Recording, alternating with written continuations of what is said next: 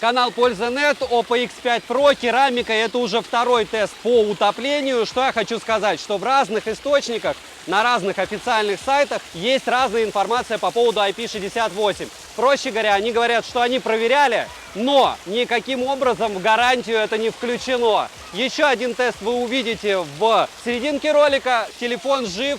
Всем привет, вы на канале Польза.нет, меня зовут Саня, и здесь только быстрые обзоры и долгие стримы. Это Oppo Find X5 Pro. Вход, разумеется, на данный девайс пишется на сам девайс, то есть мы сегодня его обозреваем, и, разумеется, будет море примеров видео и фотосъемки. Плюсы — это Hasselblad, это, разумеется, 4К 60 FPS на основную камеру вы сейчас видите. Помимо этого LTPO версии 2.0, 120 Гц, максимальная яркость пиковая 1300 нит. Понятно, что у Samsung есть и на 1750, но 1300 это прям даже летом за глаза и за уши. В целом от аппарата с его керамической крышкой, футуристичным дизайном, потому что такого никто не делал, кроме Oppo Find X5 Pro, X3 Pro, X5, то есть все это делает Oppo подобного дизайна аппараты. Так он напичкан, разумеется, самой последней памятью внутренней плюс оперативкой. Разумеется, здесь есть поддержка 5G и еще море плюшек, о них я, конечно же, вам расскажу, будут примеры фото, видео. Подписывайтесь с колоколом, подписывайтесь на телеграм-канал Скидок, куда я скидываю тесты и обзоры аппаратов до того, как я сделаю на них обзор полный на YouTube. Смотрим. Сегодня, вопреки всему, несмотря ни на что, я буду с вами обозревать и тестировать Oppo Find X5 Pro. Покупал я его по высокому курсу, и когда у меня была дилемма купить Vivo X80 Pro, который я в итоге купил, и обзор уже вы можете посмотреть на канале, какие еще варианты были. Но Samsung S22 Ultra я и так покупал и рассказывал вам. А еще из интересного, из Поднебесной был iQOO 9 Pro, который по большому счету тот же концерн BBK и тоже в каком-то смысле специфический аппарат, который ты купишь, и не факт, что потом сможешь после обзора продать. Я решил все-таки его приобрести, и он пришел. Притом покупал я его, когда была таможня. Сейчас свыше 1000 евро, то есть любой девайс, там, раскладуху вы собираетесь покупать, таможни нет. Здесь у нас написано Hasselblad, так же, как на OnePlus. Я купил этот смартфон, несмотря на то, что он никогда, я думаю, не будет в глобале, только по той причине, что у него очуменный дизайн. Гладкая поверхность, здесь перфорированный картон, во всем они стараются сделать что-то интересное. У меня 8256, есть, разумеется, варианты с большим количеством оперативки. Указано, что Qualcomm-овский процессор на борту, и по большому счету все. Вот такая карточка с QR-кодом, скорее всего, это гарантия от Find X5 Pro. Много всяких бумажечек, никуда не спешу, обычно телефоны взрываю быстрее, но здесь барабанная дробь, беленький. Глянцевый, к сожалению. Что-то какой-то у меня эпичный фейл, опповский.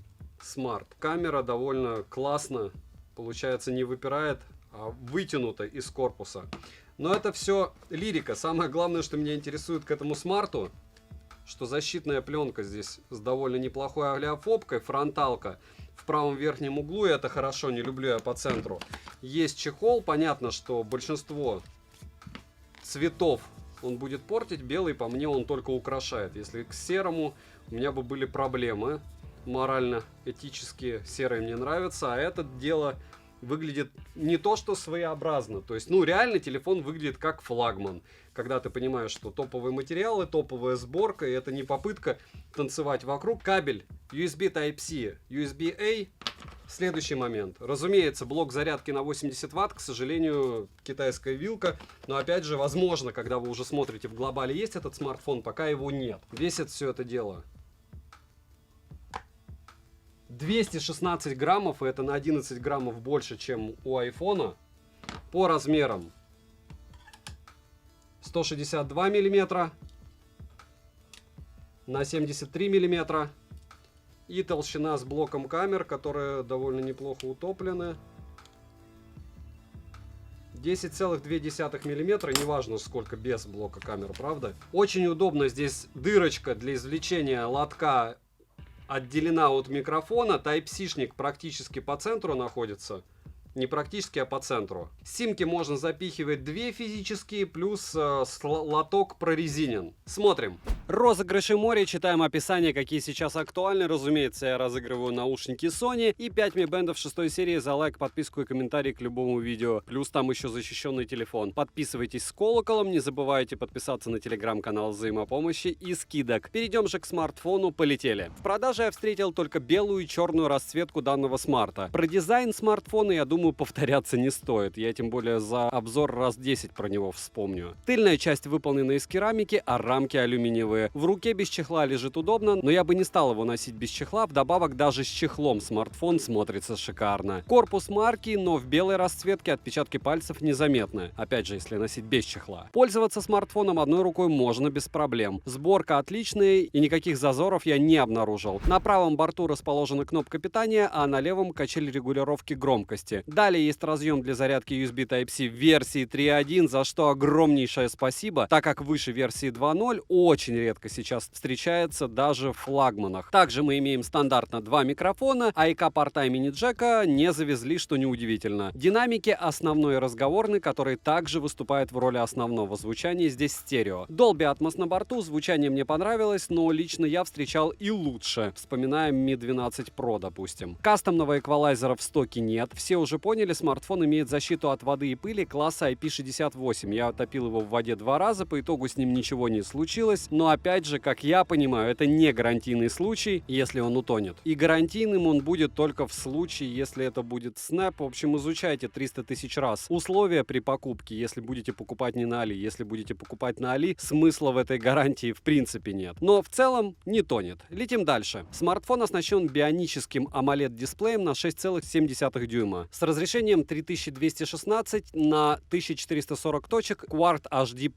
Дисплей Mate A+, покрыт Corning Gorilla Glass Victus, последняя степень защиты стекла. Новее ничего еще не придумали. Соотношение экрана к корпусу 92,7%, цветовая гамма NTSK 97% и 100% DCI-P3, что в принципе неудивительно, так практически у всех смартов. Глубина цвета 1,7 миллиарда цветов, 10 бит на цвет. Плотность пикселей с запасом 525 ppi. Пиковая яркость 1300 нит, при прямом попадании света на экран с включенной автояркостью яркости хватает, вглядываться в экран не приходится и бликов по минимуму. Частота обновления экрана 120 Гц, на выбор есть еще 60 Гц. Технология динамической настройки частоты обновления экрана, разумеется, на борту. Частота дискретизации сенсорного отклика 240 Гц. Тест на частоту дискретизации касания вы можете наблюдать на экране. От результата лично я не в восторге, ожидал я лучшего. DC-диминг не завезли, шим на 100% яркости 33%, на 50 85, на минимальной 22, на нуле 14. Показатели шима не радостные, лично у меня от экрана глаза не уставали, так как я не особо восприимчив к шиму, только если он не космический, как, допустим, у Samsung. Под разными углами тон картинки слегка бросает в холодный оттенок, полноценный Always On дисплей в наличии. Далее мультитач на борту, и на 10 касаний экран откликается быстро. Разблокировать экран можно при помощи сканера отпечатков пальцев, внедренного в экран, и распознавания лица. Сканер отпечатков пальцев расположили на очень удобном месте, за что однозначно и отдельный плюс. Работает он хорошо и быстро, но промахи изредка проскальзывают. Будем ждать новых прошивок, думаю, станет лучше. Зарегистрировать отпечаток одного и того же пальца нельзя. Распознавание лица срабатывает шустро даже под углом. Внести биометрические данные можно только одного лица. Далее, подбородка у экрана нет, рамки симметричны. В настройках экрана имеется также цветовой режим экрана, режим естественных оттенков, защита глаз. Также есть технология Ultra Vision Engine с 3 функциями для улучшения отображения видео и фотоконтента на смартфоне. В целом экран мне понравился. Советую людям, которые присматривают себе данный смартфон и чувствительны к шиму, обратить в первую очередь свой взгляд именно на шим, потому что по большому счету это единственная его проблема. Производитель заявляет о бионической защите глаз, что способствует более комфортному использованию смартфона в любой обстановке. Возможно, вам так же, как и мне, дискомфорта он доставлять не будет. Цветопередача у экрана отличная, резкости достаточно, управление бесконтактными жестами смартфон поддерживает, но для нас эта функция актуальна только как ответ или сброс вызова. Хотя такое придумывал Samsung много-много лет назад и реализовывал. Летим дальше. Процессор установлен Qualcomm Snapdragon 8 первого поколения с техпроцессом 4 нанометра, с 8 ядрами, максимальная частота которого 3 ГГц. Также в X5 Pro запихнули Imagine NPU Mari Silicon X с техпроцессом 6 нанометров, и он предназначен для обработки изображения. Графический процессор стандартно Adreno 730 идет обвесом к Snap. Интерфейс ColorOS версии 12.1 на базе Android 12. 2012. Оперативная память LPDDR5 и доступна на выбор 8 или 12 гигабайт. Разумеется, виртуальная РЗУ есть, до 5 гигабайт сверху, уже имеющихся. По мне, все эти расширения, это, конечно, курам насмех, как говорили в одном из моих любимых сериалов, фантастических, «Миссия Serenity навсегда», да. И также я напоминаю, что Android, разумеется, будет обновляться, ColorOS, и все это актуально, о чем я рассказываю в плане ПО на момент именно издания обзора, так же, как и результаты тестов, потому что все эти тесты — это результат оптимизации. Внутренняя память UFS 3.1 на выбор 256 или 512 гигабайт, и напоминаю, что расширить внутреннюю память, вставив microSD, здесь возможности нет. Из флагманов я встречал такую возможность только в Huawei P50 Pro. Имеется поддержка Wi-Fi 6 серии, поддержка 5G сетей, что для нас не особо актуально. Для 4G сети есть бенды 20 и 7, все в наличии. Связь смартфон ловит отлично, звучание во время разговора хорошее, микрофоны отрабатывают на ура, как и датчик приближения. Привет Poco F3, который все еще у меня на руках, я им пользуюсь, и я не знаю, у кого прошивка, этот датчик приближения сделали идеальным. У меня нет. Запись разговора на борту без уведомления о начале записи собеседника, но напоминаю, опять же, у меня смартфон китайской прошивки, VO LTE завезли, а VO Wi-Fi нет. Вибромоторчик линейный по CX, отличный, из технологии O-Haptics. Настроить силу вибрации можно, как и тактильный отклик. Bluetooth предпоследней версии 5.2, NFC смартфон, разумеется, имеет и поддерживает, можно устанавливать MirPay. Из навигации на борту GPS от GPS, GLONASS, Galileo, Beidou и QZSS. GPS-тест в городских условиях показывает точность 3 метра, что неудивительно и стандартно для Qualcomm. Емкость аккумулятора 5000 мАч, в PC-марке смартфон сбрасывал тест, но, как по мне, это не столь важно, так как сейчас я озвучу время автономной работы по моим тестам. За 1 час просмотра видео на YouTube по Wi-Fi на 100% яркости улетает 16% заряда без различных функций по улучшению видеоконтента. За час игры в Genshin Impact улетает 15% заряда с 100%. Тестировала его на 100% яркости. Так как этот результат показался мне недостоверным, я проверил еще раз. По итогу за час игры на высоких настройках графики на 100% яркости второй раз у меня уже летело 26%. И это звучит куда правдивее, правда? Смартфон не сбрасывал яркость, и лаги были первые 3 минуты. Далее смартфон оптимизировался. Играть было очень удобно. С более легкими играми смартфон справляется на ура, что и стоило ожидать. Для игр его использовать однозначно можно. Заряжается он с 0 до 20% от родного адаптера питания на 80 Вт за 5 минут, от 0 до 36% за 10, от 0 до 50 за 15 и от 0 до сотки у меня он заряжался 48 минут. Беспроводная зарядка Air VOOC VOOC, так называемый, на 50 Вт на борту, за что отдельное спасибо, как и реверсивная беспроводная зарядка на 10 Вт. Нужно будет подзарядить беспроводные наушники с поддержкой беспроводной зарядки Welcome. Функция OTG, разумеется, на борту. Из датчиков имеется геомагнитный датчик, датчик приближения, датчик освещенности, датчик цветовой температуры, акселерометр, датчик силы тяжести, мультиспектральный датчик, гироскоп и шагомер. Перейдем же к тестам. Тротлинг-тест я прогнал на 100 потоках при 60 минутах, и первые 15 минут было все неплохо. Дальше появилась просадка. 212 гипсов минимально, максимально 359 гипсов и в среднем 243 гипса. В Geekbench 5 в сингл-коре 645, в мультикоре 3034, 3D Mark показал Wildlife максимально, Wildlife Extreme 2589, Wildlife Stress Test 9707, Wildlife Extreme Stress Test 2606, Slingshot Extreme и Slingshot на максимуме. Вантуту выдал 917 тысяч попугаев. Это хороший результат, но я недавно обозревал смартфоны от IQOO, и там показатели были немного, но больше, при том, что смарты сами стоили дешевле. Storage тест показал неплохие 66 тысяч, 45-минутный стресс-тест прошел стандартно. Результаты вы можете наблюдать на экране, а вот результаты теста искусственного интеллекта отличные. 2 миллиона 879 тысяч. Одни из лучших, я бы сказал. Основной блок камер с тыльной части состоит из 3 модулей и LED-вспышки и направленного микрофона, который, к слову, очень-таки хорошо справляется. Основной сенсор Sony IMX766 на 50 мегапикселей с углом обзора 80 градусов, автофокусировкой и 5-осевой стабилизацией Dual OIS. Сверхширокий сенсор Sony IMX766 также на 50 мегапикселей с углом обзора в 110 градусов и 13 мегапикселей телеобъектив углом обзора в 45 градусов. Запись видео доступна в максимальном разрешении с основного модуля 4К 60 FPS, 8К здесь пока нет. Стандартная стабилизация спокойно работает в 4К 60 FPS, а вот уже суперстабилизация работает только в 1080p 60 FPS. Замедленная съемка максимум может снимать в 1080p 240 FPS, калибровка цвета с поддержкой Hasselblad. В стоке имеется достаточно интересных режимов, как для фотосъемки, так и для видеосъемки. К примеру, есть режим X-Pen, режим Pro, ночная съемка и так далее. Фронтальный модуль на 32 мегапикселя с углом обзора в 90 градусов. Максимальное разрешение для съемки съемки видео 1080p 30 fps, стабилизация видео отличная, качество съемки на хорошем уровне, цветопередача мне лично очень нравится. Никакого цветокора не нужно. Но есть минусы, к примеру, автофокус основной камеры не совсем на данный момент корректно работает. Я думаю, это заметно по началу ролика. Также с функцией ИИ Mary Silicon картинка становится мыльной и появляется большое количество шумов. В помещении с минимальным освещением вы сейчас все оцените, как и короткие примеры в разных условиях.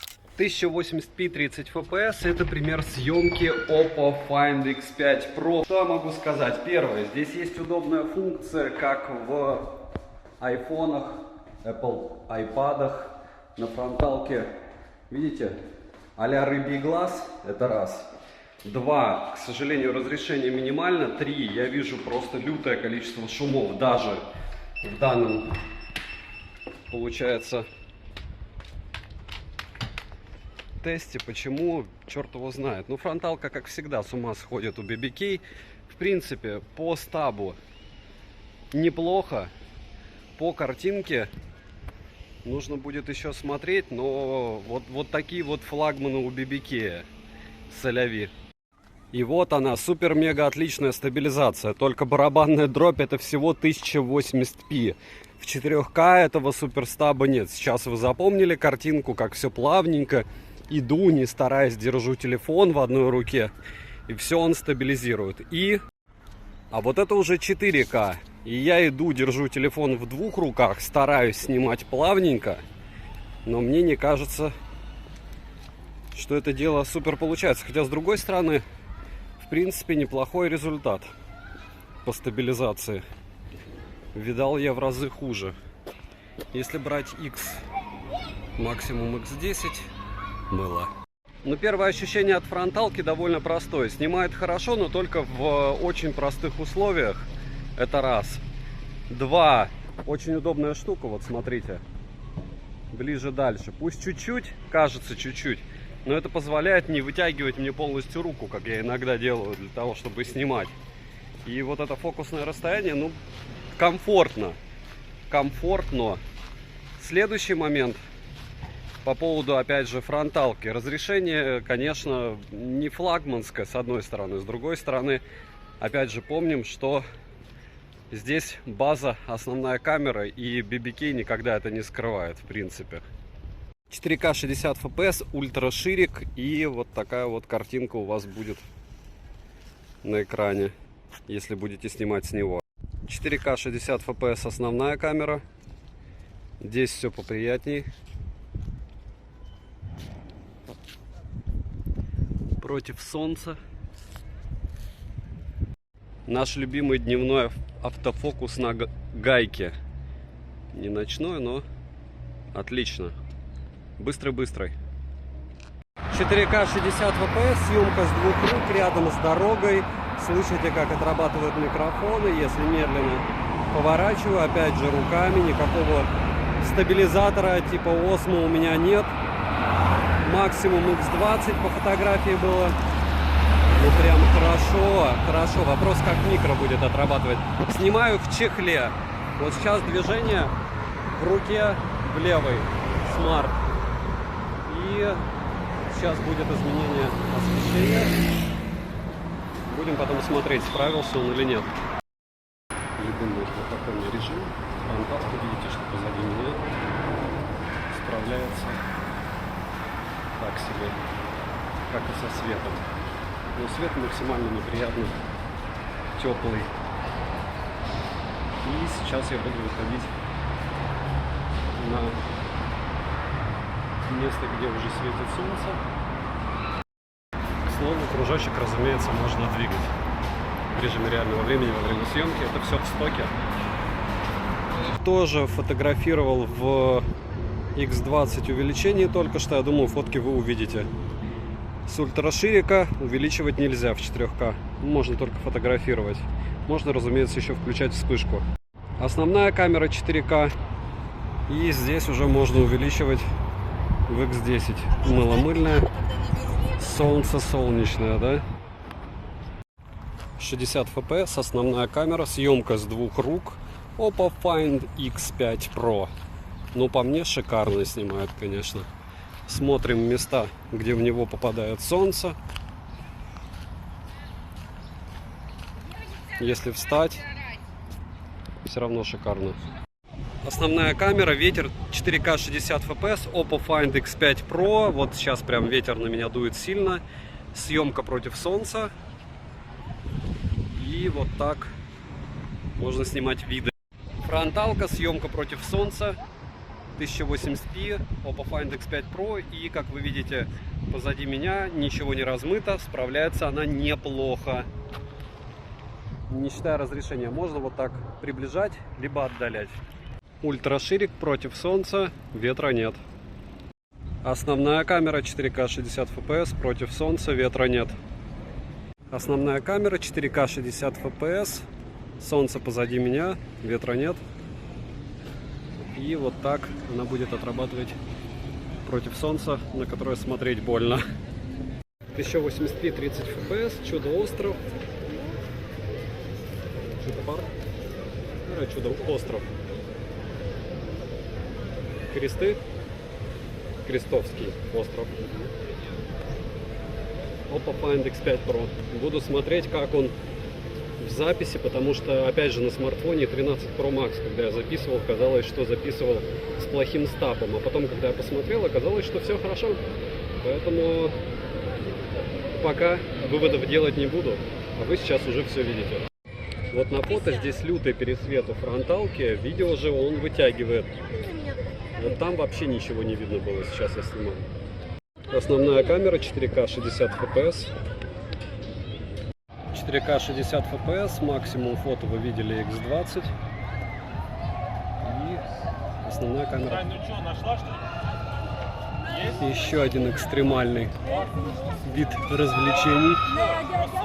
Пример фронтальной съемки. Только что здесь для телеграм-канала взаимопомощи и скидок записывал пример. Так что, если вам понадобится побольше примеров Oppo Find X5 Pro, вы сможете найти их там. Двуоконный режим этого супер-мега-флагмана в довольно урбанистичном Мурино. Как говорится, условия, приближенные к боевым, практически полная темень. Это раз, два, работает вентилятор. И сейчас вы видите, как в некромешной, конечно, мгле, но близко к ней снимает смартфон на фронталку. Это 1080p, у него идет подсветка, то есть я вижу себя в кружочке, вокруг все белым-бело. То есть, проще говоря, экран в роли флеш-подсветки используется смартфоном. И запись происходит в студии. Вы видите позади меня панели, то есть в идеале он звук должен писать прям вау. Ну а как на самом деле, вам виднее. Основная камера 4К 60 FPS, съемка практически в кромешной мгле, но учитывая количество света, которое может флеш генерировать, вам хватит его за глаза и за уши. Для того, чтобы что-то вечером или ночью снимать. Закончится белые ночи, разумеется, все тесты будут уже на улице. Сейчас там, скажем так, даже в самое темное время светлее, чем сейчас у меня на студии с закрытыми шторами. А вот здесь абсолютно кромешная мгла. Здесь я записываю уже основной текст для ролика. И сейчас вы видите и слышите, как будет записывать меня фронталка или вас, если вокруг будет максимально все темно. И она будет только одна, одинокая вместе со смартфоном. Минусы: нет мини-джека, нет АК-порта, нельзя расширить картой памяти ничего. Фронтальный модуль могли бы до 60 FPS подтянуть. Разумеется, не особо оптимизирован процессор по мне. Да и в целом некоторые моменты ожидались лучше. Цену можете посмотреть по ссылке в описании к видео. Если промокоды смотрите в моем телеграм-канале по ссылке в прикрепленном комментарии. Также добавляйтесь в телеграм-канал взаимопомощи. Приходите на стримы ежемесячные, я там с вами общаюсь. И если вам нужны прямые советы и вам лень посмотреть топы, приходите, буду вам очень рад. Резюмировать я бы хотел так, довольно сложно. Смотрите, данные аппараты есть на Dimensity процессоре, а есть на Snap, понятно, 8 Gen 1. И тот аппарат, который тестировал я, он на Snap. Это раз. Два. Хотя он китайская версия, китайщины там по минимуму. Помимо этого есть 7-е бенды, 20-е бенды, кто беспокоится по поводу связи. Помимо того, что Кто беспокоится по поводу железа, LPDDR5 оперативка. В принципе, почти самый последний Bluetooth версии 5.2, уже есть 5.3. И мне устраивать танцы с бубном из разряда того, что еще 1000-й раз рассказывать про все его плюсы, смысла не имеет никакого. Почему? Потому что это флагман. Люди покупают флагманы не потому, что у них нет выхода, не потому, что они выбирают что-то лучше. Они покупают то, что им нравится. Кто-то покупает Mi 12 Pro, кто-то покупает, не знаю, GT2 Pro от Realme, другие покупают айфоны последние. И это всегда ваш выбор, это всегда операционка, это ColorOS. Кто не знаком, купите что-нибудь дешевое, попробуйте, потом решите, подходит она вам или нет. В глобальной версии данный смартфон есть. Стоит он в глобалке просто нереальных денег. На Авито, в моем понимании, стоит он денег более чем адекватных. Я даже буду рассматривать вариант с ним какое-то время походить. Но я, во всяком случае, подумаю это раз-два. Разумеется, вы знаете, что я дам сначала другим блогерам потестить его, и потом либо буду продавать, либо буду с ним ходить. Но это лирика. Не лирика то, что из-за дизайна, в первую очередь, он мне безумно понравился. То, как он ловит фокус, это не лучший смартфон по видео на данный момент с данной прошивкой лично для меня. Как он пишет звук, мне понравилось. Как он делает ночные фото, хотя толком и не проверить, но вот в колхозных условиях, мне тоже понравилось. То, что я его рекомендовать могу, 1000%, но опять же, такие смарты не покупают люди, которые покупают Realme Q5 за 10 тысяч рублей. Логично, что эта штука имеет альтернатив просто бешеное количество.